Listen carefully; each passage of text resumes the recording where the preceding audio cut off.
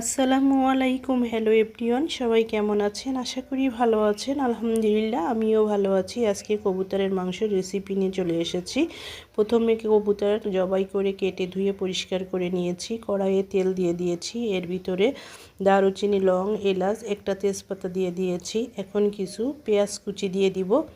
পেঁয়াজ কুচিগুলো দিয়ে নেড়ে চেড়ে একটুখানি ভেজে নিব। এখন এর ভিতরে আমি একটু লবণ, হলুদ, মরিচের গুঁড়া দিব, দিয়ে আবারও নেড়ে চেড়ে কিছুক্ষণ কষিয়ে নিব। আদা বাটা, রসুন বাটা, জিরা বাটা দিয়ে দিব, দিয়ে একটুখানি কষিয়ে নিব। কষানো হয়ে গেলে মাংস দিয়ে দিব। এর ভিতরে ছোট একটু আলু কেটে টুকরো করে দিয়েছি, দিয়ে আবারও সুন্দরভাবে নেড়ে চেড়ে কষিয়ে নিব। কষানো হয়ে গেলে একটুখানি পানি দিব, পানি দিয়ে নেড়ে চেড়ে কিছুক্ষণের জন্য ঢেকে দিব।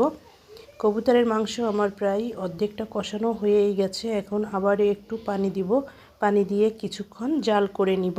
দেখেন কবুতরের মাংসটা আমার রান্না হয়ে গেছে। এখন আমি মাংসটা নামিয়ে নিব।